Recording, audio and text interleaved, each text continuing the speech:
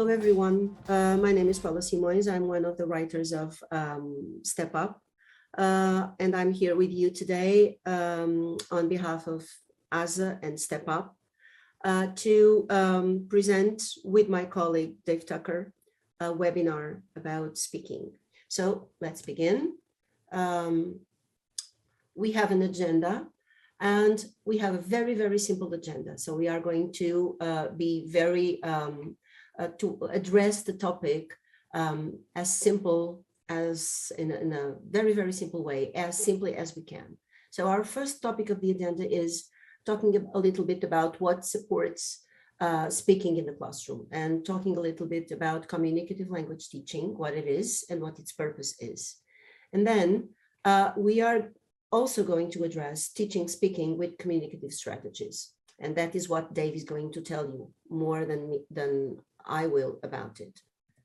So to begin, I think as teachers of English, our struggle, our challenge is to bring the real world into the English classroom and make the English language as a medium for this real world, and then to make way for our students to go back to the real world and use English as a medium to communicate. So the best way to do this, and we have to remember that when we use the English language, we more than 90% of the time, we use it in its spoken form, and around 10% in writing. So our real challenge is to teach our students to speak in order to communicate.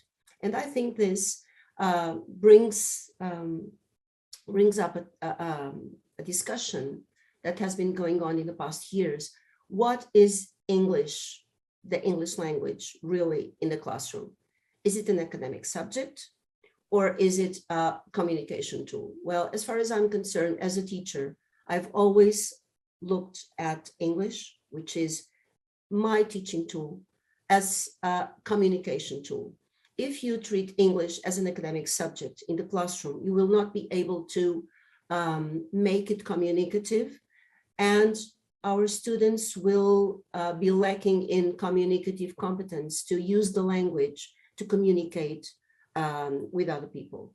So bearing in mind this challenge, what do we talk about when we talk about communicative language teaching? I'm going to show you some statements, and as we speak, I would ask you to think about these statements and which of them do you think characterizes communicative language teaching best?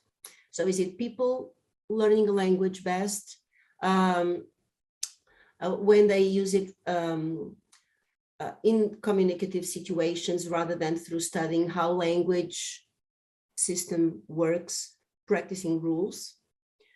Grammar is no longer important in language teaching. People learn a language by communicating with it.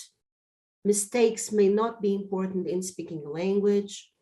Classroom activities should be meaningful and involve real communication. So which of these do you think characterizes best communicative language teaching? Well, as far as I'm concerned, they all can characterize communicative language teaching. Although we have to be careful with some of the things that are being said here. For instance, what is a mistake and the impact of a mistake in a moment of speaking? What is the importance of grammar in language teaching and in the communicative competence? So these are things that may be seen as important in communicative language teaching, but it doesn't mean that grammar is out of the picture and that mistakes are all allowed. It doesn't mean that for sure. So the goals of communicative competence are knowing how to use the language for a range of different purposes and functions, knowing how to vary your use of language according to the context, the setting, the participants. For instance, how do you know when to use formal and informal speech? How do you know when to use language appropriately according to the person you're talking to, the moment of the day you're talking to? So according to the context of spoken communication you are involved in. Knowing how to produce and understand different types of texts. How do I tell a story? How do I report information? How do I set up an interview? How do I talk informally with other people? These are all parts of and goals of communicative competence. And also knowing how to maintain communication despite having limitations. And these are the strategic strategies to maintain discourse. I'm not fluent as I wish I'd be. I'm not as, I don't know the language as well as I would like to know, but I am able to maintain a communicative stream of language despite my limitations, because I am prepared to overcome my limitations. I can have avoidance strategies or remediation strategies to dilute my limitations. And this is all very important in communicative competence. What are the sub-competence in communication? Grammatical competence. So grammar is not out of the picture, as I told you. You need to have an awareness of the system of the language, which doesn't mean that you have to learn the language by only learning the system. You have the social linguistic competence, which is the ability to produce appropriate language according to the context, the social context, the working context, whichever context you are in. You have the discourse competence, which is you are able to produce coherent and cohesive speech. Use parts of the language that will help you be coherent and cohesive in what you are saying. And then, of course, the strategic competence, which is very important. You cannot communicate if you don't have strategic competence, which is, as I said before, the ability to solve communication problems as they come up. I don't remember the word exactly that I want to use, but I am able to find a similar word, a synonym, or to explain in my own words the way, or describe in my own words what I want to say if I don't remember the word I want to use. So this is all strategic and part of communication. And mind you, this is what we all do, even when we communicate in our own language. As native speakers, we are continuously doing this. And our goal as teachers must be, or can also be, to prepare our students not to be bilingual in a way. They are not native speakers. They will not be bilingual when they finish grade 11, but at least they will have the strategic knowledge and the strategic competences to be able to produce communication through the English language they are using. So this means that perhaps there is a difference in the way we teach the language in the classroom, in the way we address the teaching of the language in the classroom. And here we have two different systems. We have traditional PPP, as you know, presentation, practice, production. I think most of us were taught like that. Or perhaps some of us were lucky enough not to be taught like this. And then you have the communication practice. What is the bottom line of guided practice? So it's teacher controlled. It's pedagogical in a way that you have a teaching intent that is very, very much focused in the system of the language. It is very analytic, one thing at a time. I'm going to teach this now, and then the other thing, and then the other thing. So it's a stream of things, one after the other. It's very closed. Usually you expect one right answer. And it's very much focused on accuracy. So it means a lot of drilling in the classroom. Does this mean that we have to stop doing this? Perhaps not. On the table now is that we have to combine this with other things that are more learner controlled, things that have more to do with real life, with authentic materials, with authentic communication situations, more holistic being able to join more things at a time instead of the analytical focus on always being teaching one thing at a time. A little bit more open, thinking about including personal answers, personal opinions, to encourage our students to have their own opinions about things and bring them into the classroom and into the discussion of the topics we are dealing with. And the focus on fluency. Yes, they will make mistakes, but those mistakes are very good for them to learn how to do it correctly or in a more correct way. So they should not be avoided in the classroom. So in terms of speaking, what are the contextual factors that are part of the definition of a communicative spoken language? What does it mean to be communicative? What is involved in a communicative situation? The mode, for a start. How do you speak? How are you speaking? In presence, by phone, by video conference. So this is important for the way you are going to articulate your speech.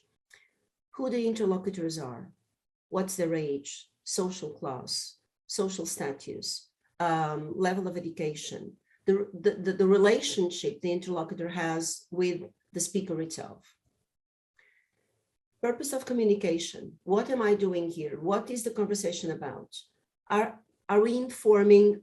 Is it about giving opinion? Is it about persuading, giving advice, describing? Are we chatting? So what is functional here? What is the function of language here that we are using? Also, the register. Is it formal? Is it informal? Is it personal? What is the context that will influence the genre? Is it a scientific situation? I am presenting a paper. Is it journalistic? Is it a debate?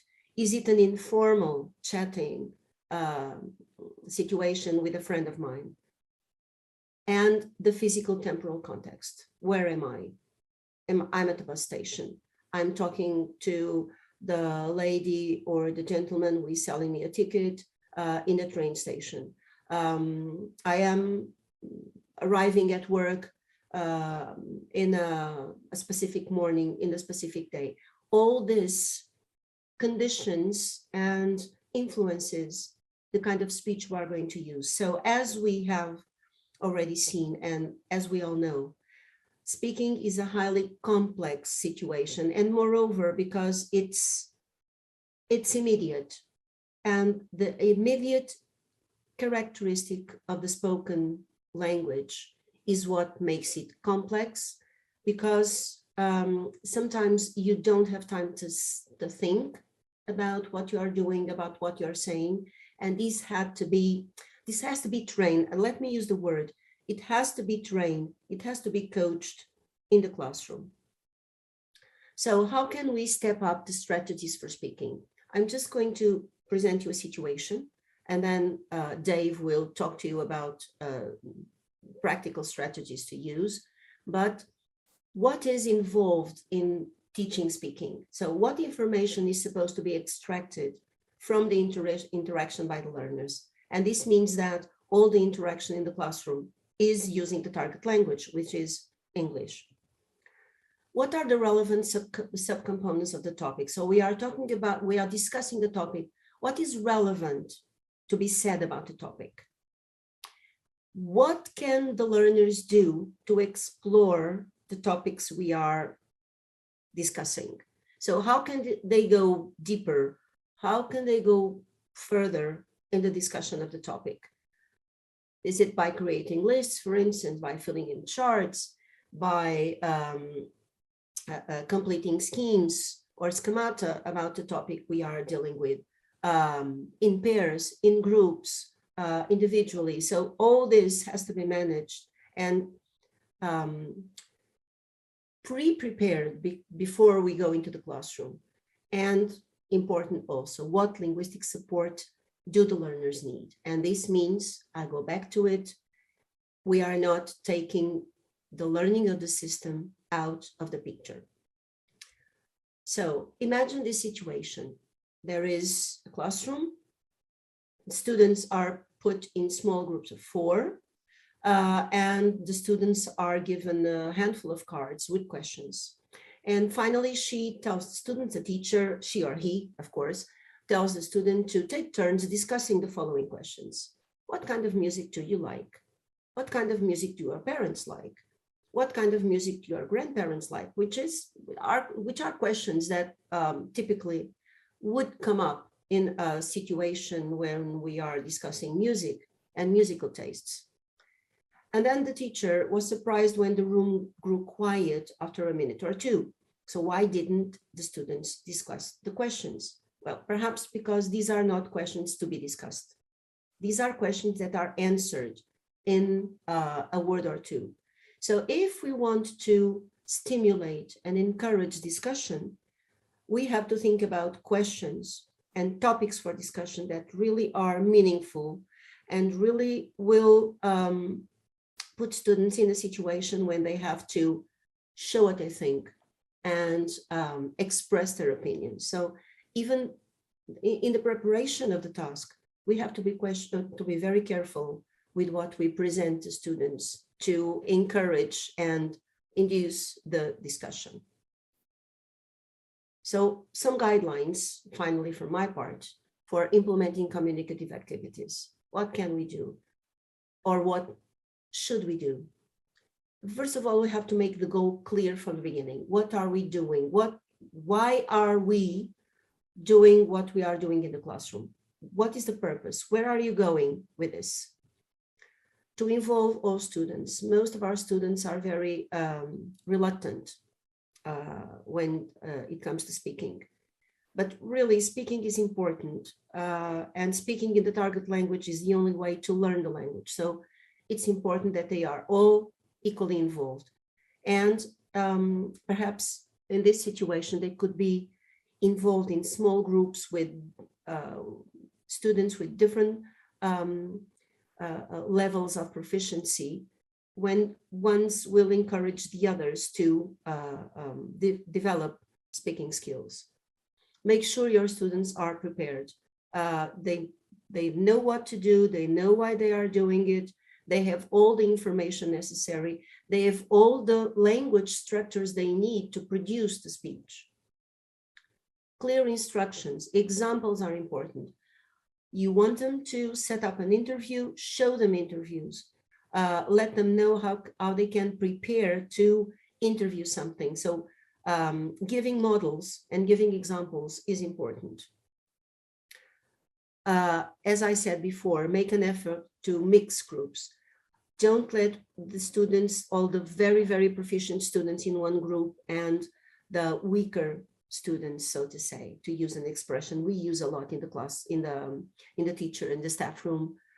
Don't let those weaker students be alone in their groups and without support. Assign activities that are relevant and interesting to students. So meet their needs and meet their interests as far as possible and as far as the curriculum allows. And I think we have a very inclusive curricula nowadays, with lots of interesting topics for them to talk about their experiences and the way they see things and the way they see their future in the world they live in. And then circulate, go to groups, talk to them, speak English with them. If they speak in Portuguese, pretend you don't understand. At least I do it. And it works. First of all, they don't respond, and then they know they will not get any other answer. So what can they do? So this is all important for the interaction and the communication in the classroom. And of course, teaching group interaction skills is important. The soft skills are important because they will have to know how to work in a group where everyone has different skills and different levels of proficiency. And then you have to hold the group accountable for completing the task on time. This is important. You have a certain time to do it, so you don't have 5 lessons, you have half an hour, and that's what you have. So you have to, kick off and work. types of speaking activities. You can let them have summaries and descriptions and explaining things and informing and tell a story, do a role play, debating and have an argument, civilized argument about something. So these are only a few examples of what can be done in the classroom. What about the classroom interaction between us and them? So all interactions in the classroom should happen in the target language as far as possible. So how can we spot difficult areas and help our students progress in communication skills? In Step Up, we have a checklist, a rubric in the form of a checklist to assess and find out difficult spots to address in the interaction, spoken interaction in the classroom. It's called Speaking Interaction in the Classroom Checklist, and you will find it very useful to make notes and gather information about what can be done to improve the speaking of our students. So it's all from me. I will now pass on to Dave, and he will talk to you about practical strategies to use in the classroom to improve or to help improve speaking and speaking as a communicative competence. Thank you very much for listening, and see you soon on a different place. Thank you, Paula. Hello, everyone. My name is Dave Tucker, and in the second part of this webinar, I'm going to be picking up on some of the key points that Paula mentioned in her very complete overview of the theory behind the communicative approach to classroom speaking and the mechanics that it involves. And we'll be looking at how these can be transferred into practical activities and techniques to use with your students in the classroom. So let's look at the first important point, which is goals. As Paula mentioned, it's very important for students to have a goal to work towards. The wording very often shows the goal to your students. The wording makes the task. For example, in the Cambridge exams, when the students are talking to each other in the oral exam, they always are asked to talk about X, Y, or Z, and then in the second part, the examiner tells them, now you have a minute to decide, and so they have that goal, that achievement to reach, and when they reach it, they know that they have fulfilled the task. If students know that there is something they need to do to reach a conclusion, to make a decision and be able to justify it, they will be more invested in that task and more willing to really put something into it to make sure that it's worth presenting and sharing. This happens in Step Up 10. Throughout the book, you'll have instances where the students are asked to present, for example, the strongest argument you came up with and decide which is the best, which is the most effective, which is the best way to argue this particular topic, for example. And so that simple use of the word decide shows them what their goal is, and when they get there, they know that they've achieved the task. Key words when you're wording your task would be to include verbs like decide or choose or complete if they're making a table, order things, ranking things in order of importance from most to least important, for example. It gives them a definite outcome at the end and a goal to achieve, which is very important for focusing them. And then reporting is also important. Once they've achieved their goal, it's very similar in terms of investment in the task. If they know that they need to report that conclusion to their colleagues and their peers, they'll be much more likely to invest in the task. They don't want to be called upon to present their conclusion and then say, oh, I don't know, I didn't really think about it. So if they know that there's a reporting stage, they'll be more likely to put more effort into it. Again, this happens in the Step Up 10 book. You have subtasks, for example, it says in one speaking activity, at the end, vote for the best option, the best argument, the best idea, the best way to do something. Voting is always a great way to get everyone's attention. Everyone can take part. All they need to do is raise their hand, and they're being part of the community endeavor to reach a decision at the end.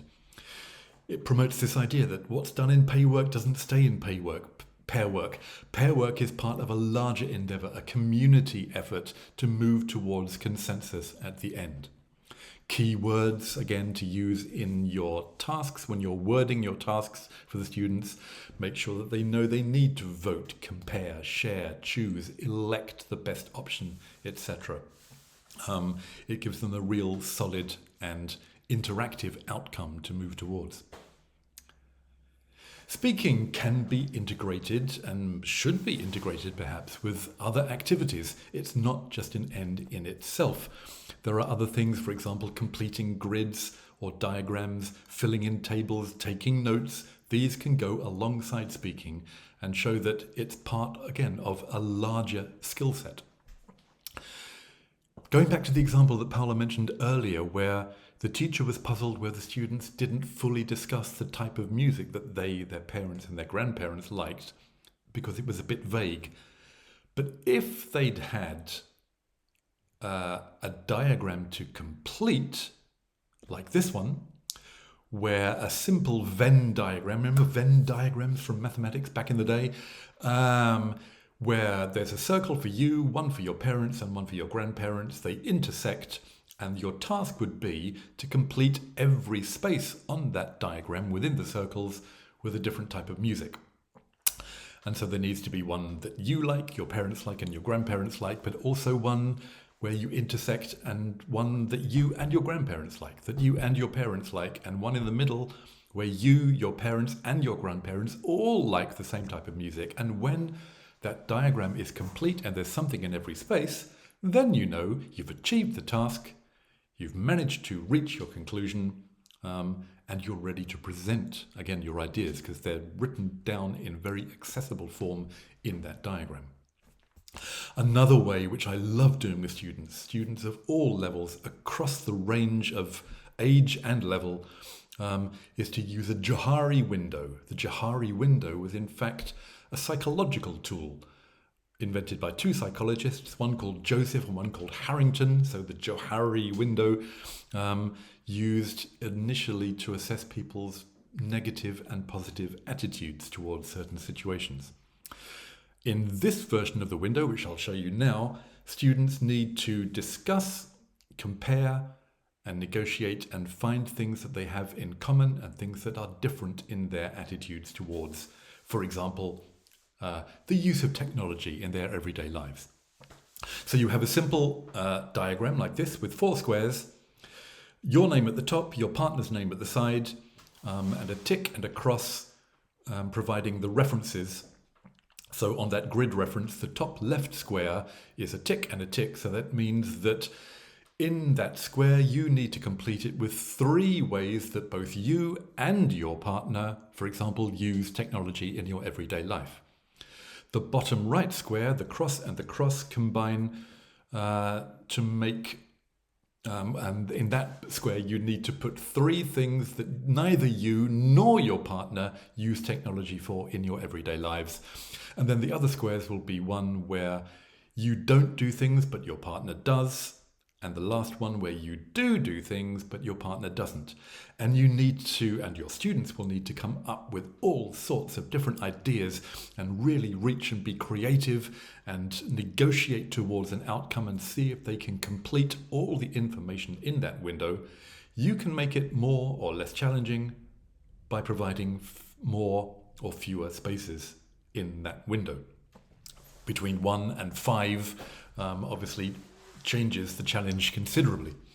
Again, the students know that they finished when they've completed everything there. It really keeps them moving forward and using their creativity and using their imagination and negotiating and sharing their ideas to move towards completing that window. The speaking task is therefore integrated again with some note-taking, and is also, as it says here, regulated by the nature of the task. The task only ends when the notes are complete, and that's quite an extensive task. Remember, you can make it more or less extensive by including fewer or more items to complete in each window. Another great way to get your students to extend their interaction and extend their speaking is, as it says here, to mix it up, to mix your students up, to get them talking with different groups and different partners. In a pyramid task, students will not only present the ideas and conclusions that came up from their pair work, but also do a complete rerun of the task with new partners. The way it works is that initially they work in pairs, they compare their ideas. For example, they choose one best option for a career they'd like to do in the future and one worst option for a future career. And then when they've decided, each pair combines with another pair, and so they work in groups of 4, and the 2 pairs share what they came up with and then have to negotiate only one outcome from their group, one best and one worst option from their group of 4. There is another logical next stage where now groups of 4 join together into groups of 8 and compare their ideas and try to negotiate only one outcome, one best and one worst. But, as I noted here, that can get a little chaotic if you've got a group of students who get along great and who are quite confident, and you know that within that group of 8 there will be a fair opportunity for all your students to contribute, then great. It can get a bit chaotic. It can get to the point where some students realize that they don't need to contribute anything because all the others in the group are going to be doing it for them. And so it's not always the best option to go into groups of 8 before the full class. But you could give it a go. It extends the speaking. It helps them have another go at the whole thing, rerun through the whole task, getting better as they go along. And then they're ready to present their ideas to the whole class and try and come to a class consensus. This idea of rehearsal and improvement, doing it again to get better, is really important. Let's look at steps towards this. The first step, of course, being preparation. Students need to feel that they are well enough prepared and feel confident they can achieve the task. Even, remember, we've got students who are very confident in speaking, but those who are absolutely not. Even the students who are not confident need to feel that they can do this, even in a minimal form. So, we need to check. Do they have the language they need? Is the vocabulary available to them? Do they have the grammar that they need to present these options, often using if clauses, for example? Do they have the functions for agreeing and disagreeing? Is this available to them? Step Up does include this. It includes, in every speaking, the thinking and organization time they need using these wonderful graphic organizers to organize their ideas. These brainstorms, a central theme with other ideas coming off to the side. This is a great way to activate the power of the teenage brain. The adolescent brain really works well with this type of brainstorming. There are language boxes, of course, so they can draw key phrases from to use when they need them.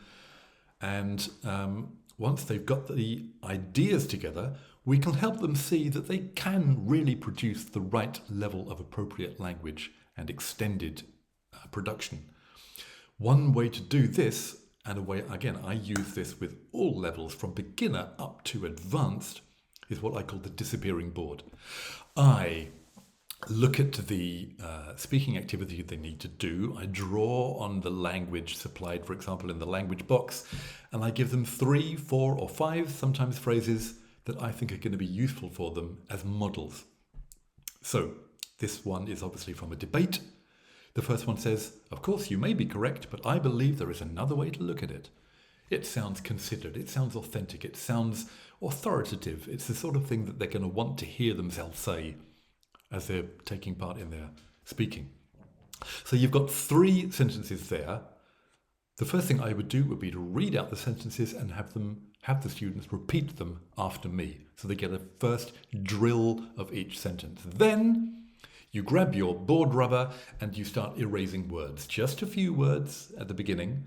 And then you elicit the complete sentences back from the students and ask them to speak them out loud, including the missing words, of course. And they're starting to use their memory of how this was put together, but also their knowledge of how sentences are structured and they repeat the complete versions. Next stage, you grab your board rubber again and you erase more words, and then you erase more words again. Each time you're asking the students to use their memory, use their knowledge of how language is put together, and reconstruct the sentence which is disappearing in front of their eyes. And it's very interesting. Even the weaker students, or the less confident students, find themselves, with the support of their peers, producing extended, authoritative, authentic, persuasive language, which they may have thought that they weren't capable of doing before the activity started. And you can see it on their faces when they're producing this extended language, that this is something they've never felt themselves capable of before. You can even erase the entire board and have them produce the sentences again. For example, the first one says something like, of course you may be correct, but I believe there is another way to look at it. Approximately. If they get it slightly wrong, who cares? They're producing extended, well-phrased and well-coordinated language from a blank board, and they are moved towards the realization that this is completely within their range. They can, even the less confident students, produce complete and extended language. So once they've got all their preparation, they've got this confidence, you've done the disappearing board activity, they're ready for production. A great way to do this is to use the anecdote type preparation. Anecdotes became suddenly popular in language teaching several years ago, where students are asked to retell a story, something that happened in their own life often, or a film that they have seen, or a book that they've read, for example, and describe it using answers to simple prompts. Step Up 10 does this. There's a great example, which I'll show you in a moment, where they're describing a film. And they're first presented with the model, they move on to guided note-taking, they write their draft, they rehearse their contribution, and then they deliver it to their partner or to the class. It's a whole page of confidence-building, principled preparation to get them fully productive by the end. So the theme at the top is a film that they've already seen a little bit of by this stage. There is a model which talks about the film. They can break it down, do a little bit of analysis, see what happens in each part, and then they are invited to take notes. You've got prompts for them: setting, character, events. Step 2, writing a draft. Step 3, rehearsing it, getting confident in how it sounds. And step 4, telling your friends, your partner, the class about the film. Those stages will take them through to a point where they are feeling confident because they've had all the preparation they need to fill in the gaps, to make sure they've got the language, to make sure they've got the vocabulary, and to recognize that they're sounding good and they're sounding convincing. Another way to help them improve is recognizing, first off, this is the first important thing to do, recognizing that extended speaking is difficult. Remember that even in the most advanced level of the Cambridge exam, in the proficiency speaking exam, students are only asked to speak for 2 minutes on their own at any time. And that's quite challenging, even for advanced students. So we can't expect students just to nail any activity, any task the first time. They might need to come back to it.